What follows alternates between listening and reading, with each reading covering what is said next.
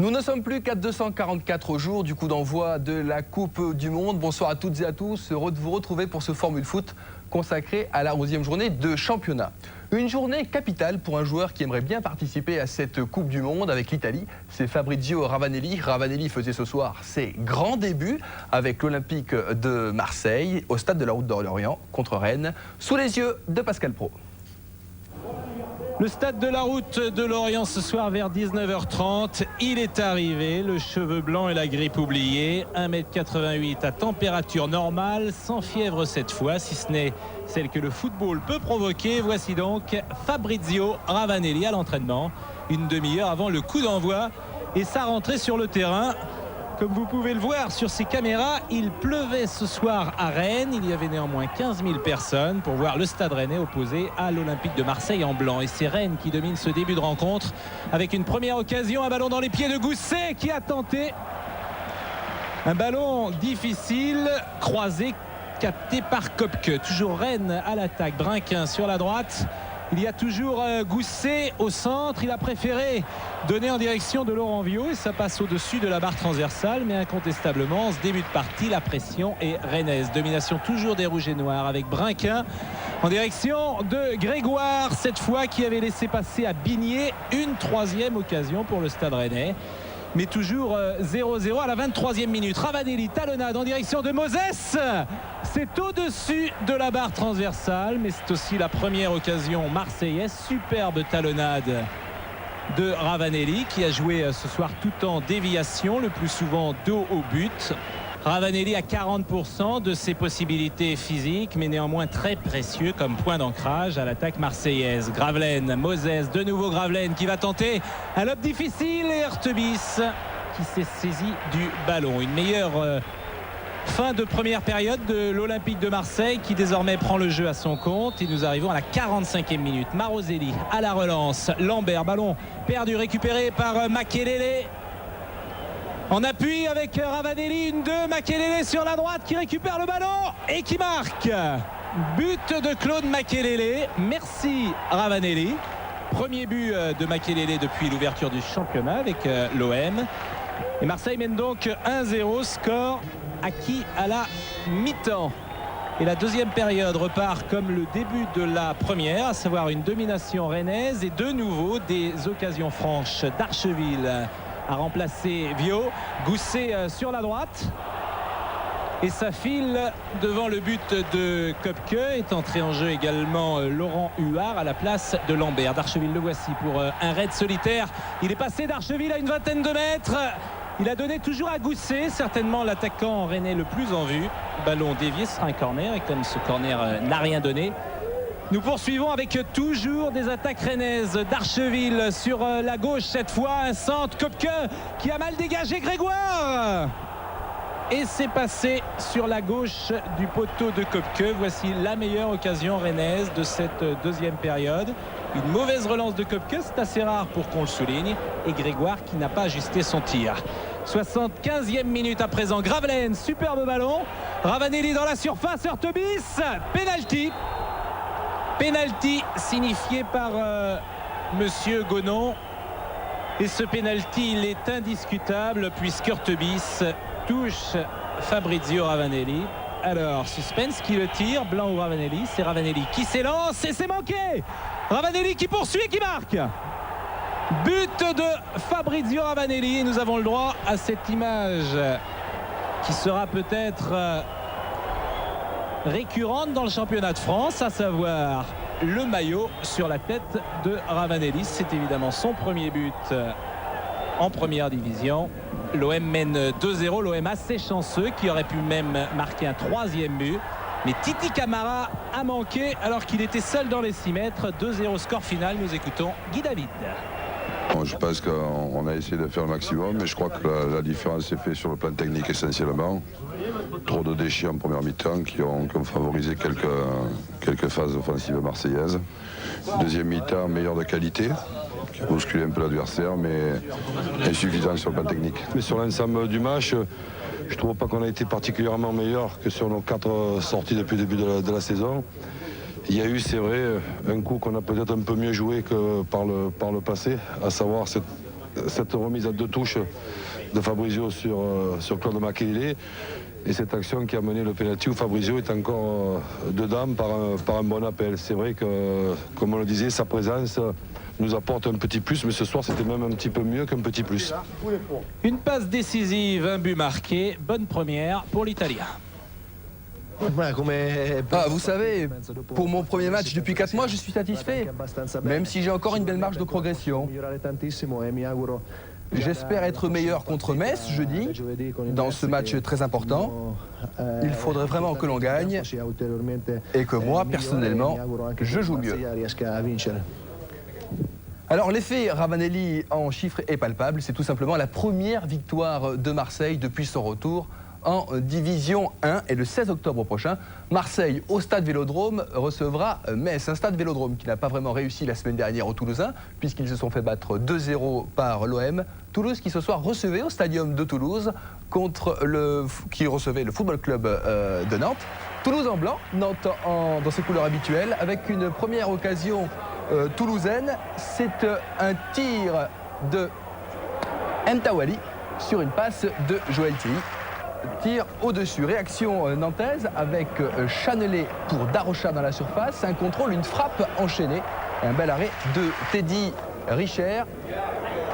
Mtalaoui a pu récupérer, Moreau, Toulouse à l'attaque avec une faute sur Joël Thierry. On est à 3 minutes de la pause. Qui va tirer ce coup franc? Le tireur habituel, c'est Moreau ou Joël Thierry. Moreau est passé, c'est finalement Laurent Batles. Superbe but dans la lucarne et c'est Landreau qui marque ce but, un petit peu contre son camp, un petit peu d'ailleurs comme contre Marseille en début de saison sur un coup franc de Laurent Blanc. Le but sera tout de même attribué à Laurent Batles. Nous sommes maintenant en deuxième période avec Moreau dans la surface, une frappe du gauche, bien déviée par Landreau. Sur ce corner, c'est Marzi qui frappe sur la transversale à la suite d'une tête de Stretzak. Une nouvelle action toulousaine avec Ernest Mtawali pour Joël Thierry dans la surface de réparation.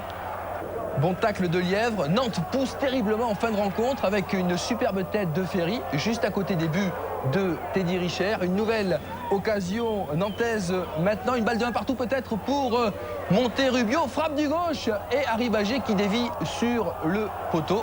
Les Nantais sont maudits. En fin de rencontre, une dernière occasion pour Toulouse. Score final 1-0. On va écouter le buteur. Mon père est nantais et a joué au FC Nantes, donc je pense que je vais dédier ce but à mon père parce qu'il le mérite.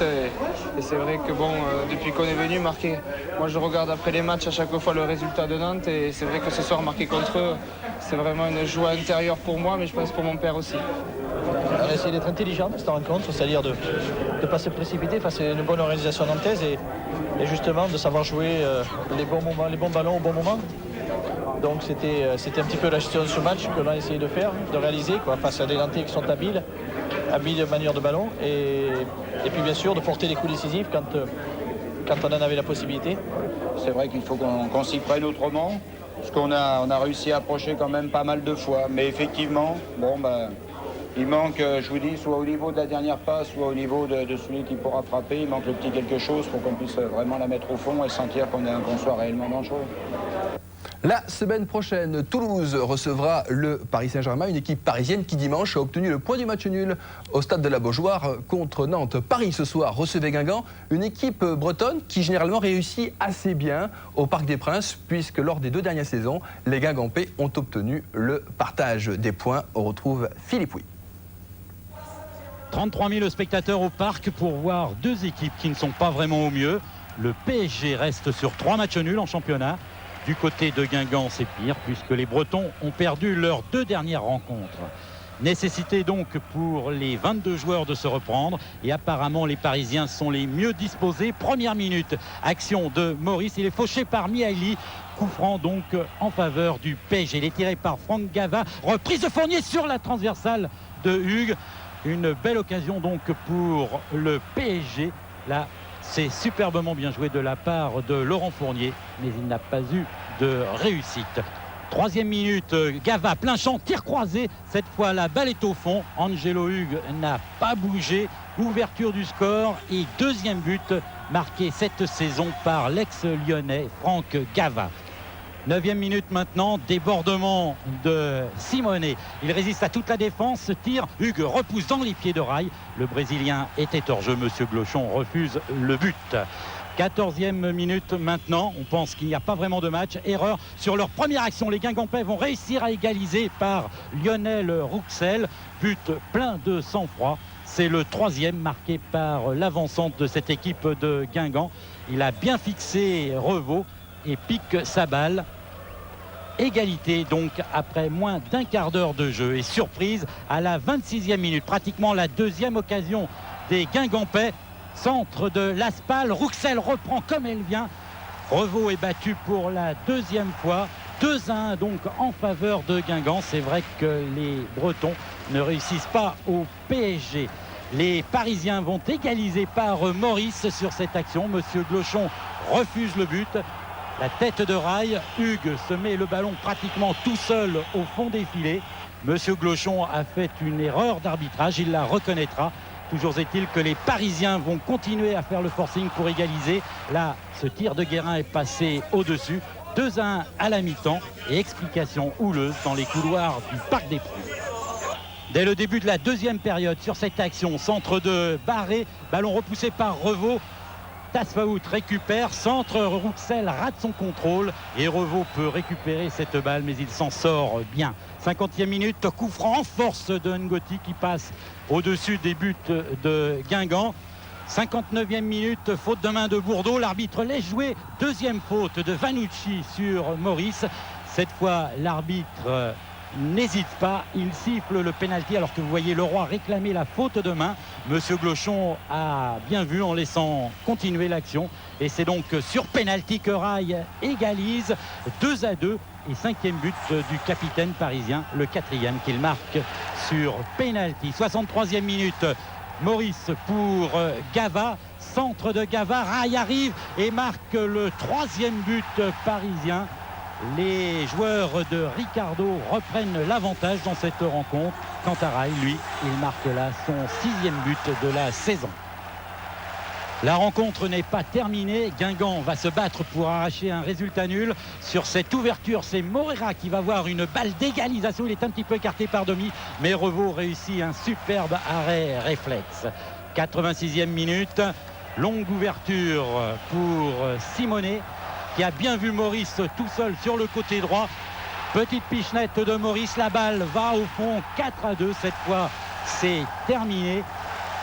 On revoit cette action, belle ouverture de Simonet et le but impeccable de Florian Maurice. C'est son 6e à lui aussi. Malheureusement, la fin de la rencontre dégénère. Explication musclée entre Vanucci et Jérôme Leroy. Tout cela se transforme pratiquement en bagarre générale. Jérôme Leroy rentre au vestiaire avec une arcade sourcilière ouverte. Fin de match donc lamentable qui s'ajoute à une blessure grave, celle de Charles-Édouard Corridon. Fracture du péroné sur ce tacle de Le Guen, sanctionné d'un carton jaune seulement. Justification de Monsieur Glochon. Effectivement, avec effet rétroactif, on peut se dire ça méritait peut-être plus, mais sur le terrain, je ne suis pas médecin, je ne peux pas savoir ni diagnostiquer qu'il y a une fracture et un joueur sera écarté des terrains pendant minimum un mois. Alors la bagarre a eu lieu sur le terrain. Après le coup de sifflet final, vous avez donné d'autres avertissements. Vous avez en ce qui concerne, là, il faut que ce soit clair. En ce qui concerne donc l'arbitrage, on peut signifier certaines décisions par un avertissement ou par une exclusion, c'est-à-dire en mettant un carton jaune ou un carton rouge, qu'à partir du moment où ça se passe en cours de jeu. Tout ce qui se passe en dehors du terrain, en dehors des temps limites, c'est-à-dire à la mi-temps ou après le match, fait l'objet d'un rapport à la commission. C'est ce qui sera fait. Donc il devrait y avoir éventuellement des sanctions pour la fin de match. Il devrait y avoir des sanctions pour la fin de match puisque nous avons été témoins, mes assesseurs et moi-même, de certains actes et nous allons les relater dans notre rapport que nous sommes obligés d'envoyer après chaque match à la Ligue nationale. Place maintenant au leader, Metz, retour au football avec Metz donc, qui, après avoir mordu la poussière pour la première fois de la saison dimanche à Strasbourg, recevait Le Havre, un match très important pour les Messins qui sont intraitables à domicile. 4 matchs et autant de victoires. Fabrice David. Metz, le leader, enregistre le retour de Frédéric Mérieux, l'indispensable milieu de terrain aux côtés de Pires. En revanche, Dany Boffin, la fusée lorraine, est absent. Mais attention, les Havrais ne viennent pas en victime. Ils se sont imposés ici l'an passé, 2-1. Alors méfiance, d'autant que les conditions sont difficiles. Une petite pluie fine tombe sans discontinuer. Lukic pour Rodriguez, dos au but, derrière lui pour Blanchard. Blanchard temporise. Faute sur Jocelyn Blanchard. Coup franc pour Metz, bien placé. Le canonnier de Metz, c'est Rodriguez dans le mur. Pierre a surgi et finalement Cassard sans problème. Une minute plus tard, contre-attaque havraise. Louis-Jean qui monte beaucoup sur son côté droit, centre.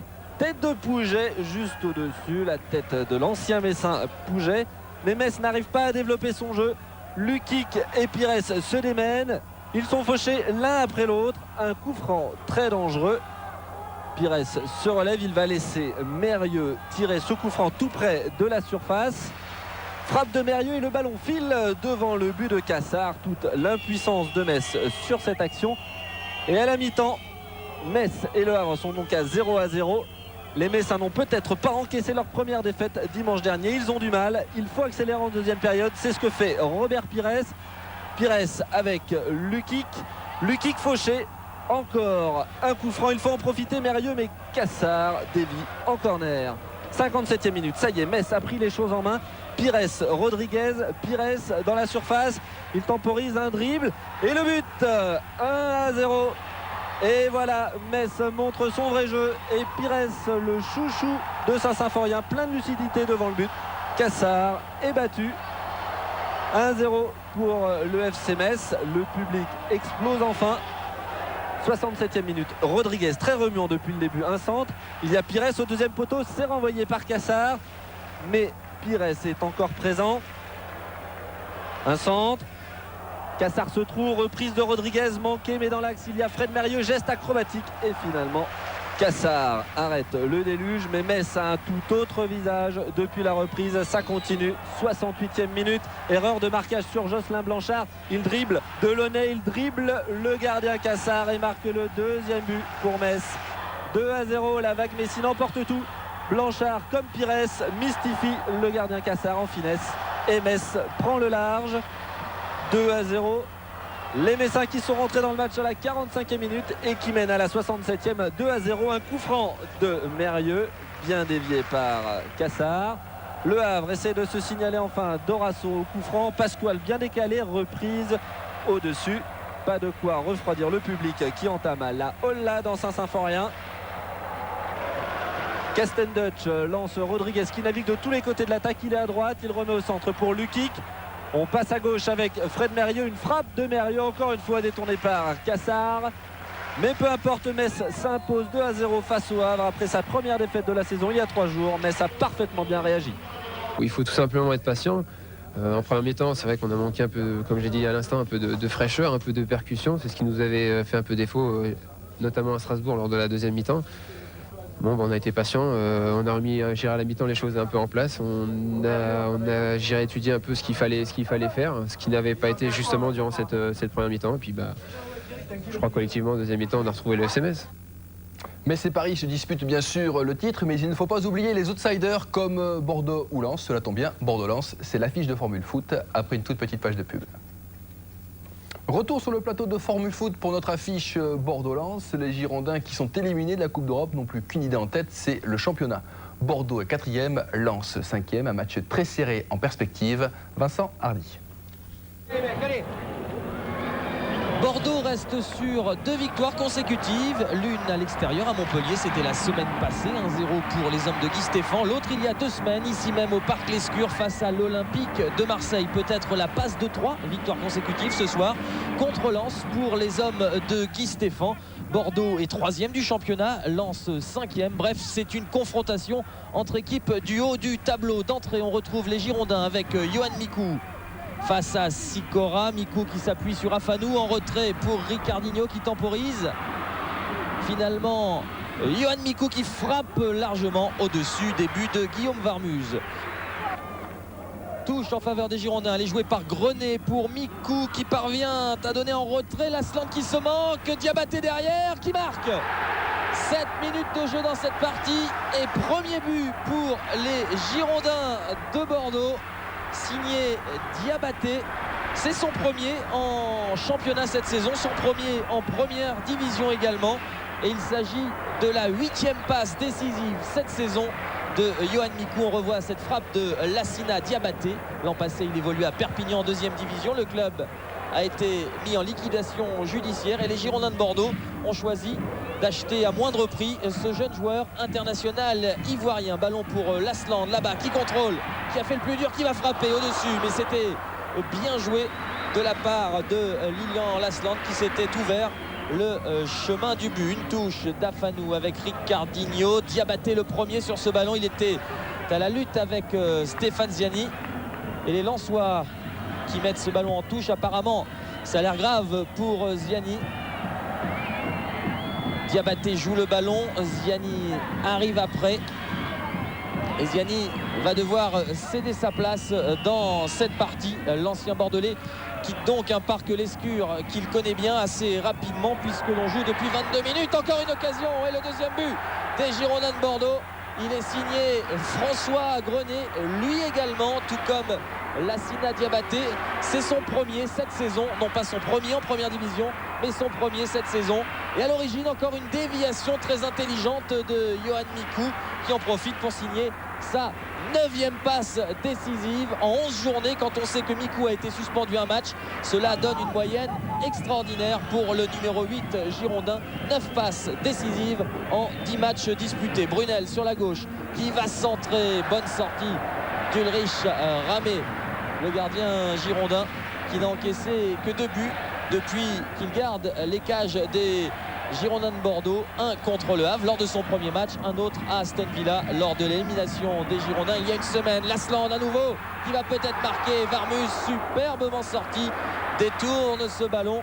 On joue la 32e minute et regardez cette bonne parade de Varmus alors que Lasland avait fait la différence. Une tête Diawara sur ce corner consécutif à la sortie de Varmus sur la frappe de Lasland et une nouvelle occasion girondine. On ne voit pas les Lensois en cette première période.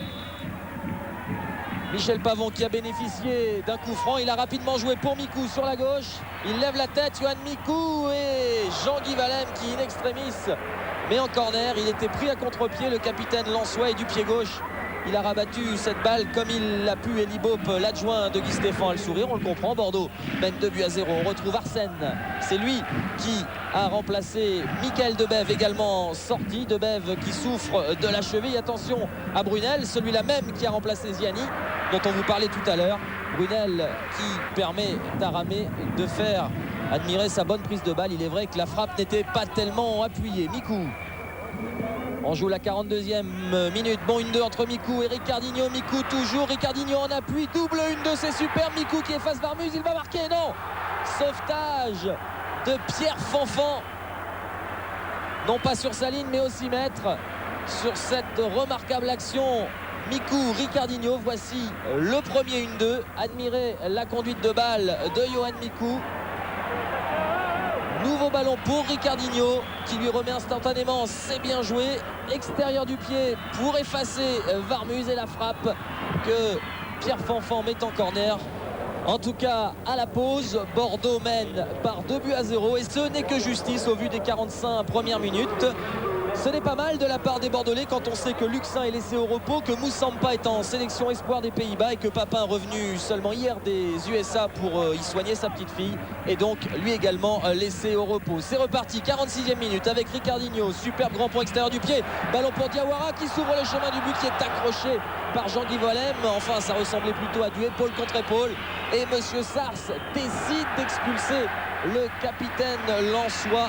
Regardez, légère, très légère obstruction. Les deux courses étaient croisées, les deux joueurs se sont heurtés. Valem en position de dernier défenseur et donc exclu par Monsieur Sars. C'est sévère, mais d'un autre côté, l'arbitre de cette rencontre applique le règlement. Attention à Smisser qui a centré pour Vérel et sa Belgique dans son tacle a gêné Vérel pour la reprise. Daniel Leclerc est dubitatif, on le serait à moins, je vous le rappelle. Lens est mené par 2-0. Ricardinho, il a perdu ce ballon, attention à Brunel, la frappe bien captée par Ulrich Ramé. C'est Lens qui pourtant est réduit à 10. C'est Lens que l'on voit en ce début de seconde période. Smisser là-bas sur la gauche, le ballon qui revient à la reprise de Lachor. Et l'arrêt, réflexe de Ramé. Elle venait vite, cette balle, le voici Ulrich Ramé. Regardez, il avait choisi un côté et finalement c'est du bout du tibia qu'il peut dégager ce ballon, Ulrich Ramé. Il n'a pris que 2 buts depuis qu'il garde les buts girondins. Bordeaux procède bien évidemment par contre. Bordeaux qui est dominé dans cette seconde période et nouvel arrêt de Ramé, cette fois sur une frappe de Vérel. On retrouve les Lensois encore, bien que réduit à 10, on vous le disait. Saveljic a dégagé comme il a pu. Wiltord qui va peut-être se saisir de ce ballon, qui en profite avec le rebond, la frappe enchaînée juste au-dessus. Quelle occasion de but pour les Girondins. Toujours 2-0 et Wiltord qui a remplacé Kaba Diawara ne peut convertir cette occasion en but. Les Girondins ont des espaces. Ce sont donc plutôt les Lensois qui dominent face à une équipe bordelaise qui, il est vrai, a fourni une superbe première période. Mikou, c'était pour Wiltord, ce n'est pas terminé. Mikou à nouveau qui change d'aile pour la tête de Lasland, peut-être le 3e but et non. Guillaume Varmuz était battu, mais hélas pour Lilian Lasland, c'est pas vrai, ça on vient de le lire sur ses lèvres. Son ballon a heurté le petit filet de Varmuz. C'était presque le 7e but de Lilian Lasland. Son compteur restera bloqué à 6, du moins pour l'instant dans cette partie. 6 buts bien sûr depuis le début du championnat. Un corner pour Lens et un dégagement bordelais avec Wiltord là-bas sur la droite qui va aller récupérer. Il y a sans doute un bon coup à jouer en contre. Wiltord qui a fixé Arsène, qui donne à Lasland. À une touche de balle pour Saveljic, le lob, oh, il est magnifique. Il est magnifique et 3-0 pour les Girondins de Bordeaux. 3e but inscrit à la 90e minute avec, vous allez le voir, un décalage à une touche de balle. Dans un premier temps, Wiltord qui donne à Lasland, lequel quasiment les yeux fermés, il peut y aller seul Lasland, mais il choisit de décaler Saveljic. C'était la soirée des premières ce soir au Parc Lescure, puisque aussi bien Saveljic que Diabaté et Grenet ont marqué tous les 3 leur premier but cette saison. Victoire 3-0 de Bordeaux.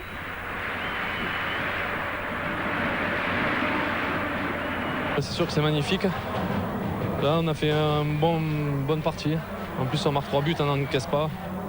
Je crois qu'il y a eu beaucoup de spectacles, même si ça a été dur physiquement. Et bon, ce soir on est content parce que on va avoir 10 jours de repos avec 23 points, ça fait plaisir.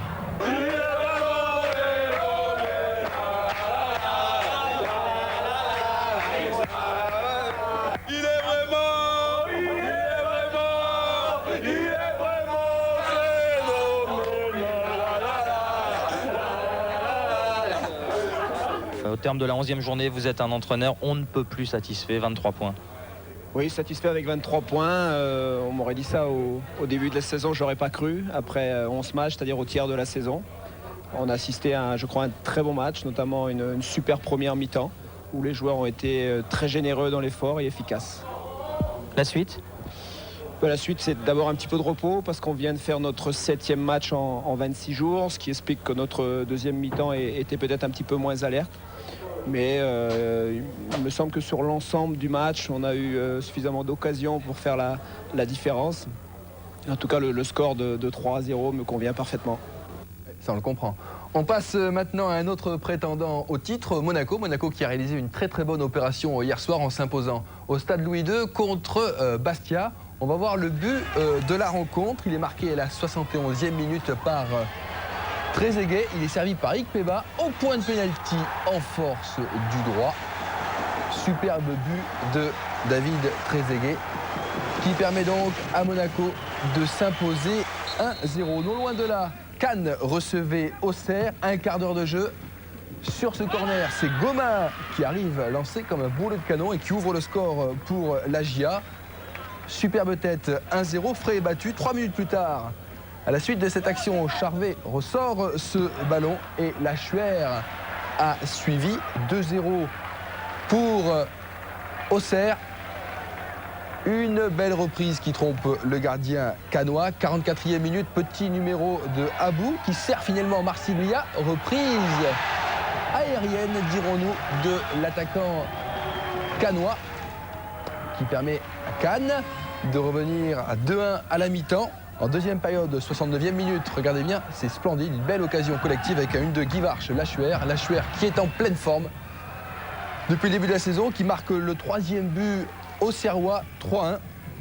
Et puis à la 71e minute, Abou Servanenburg qui réduit le score.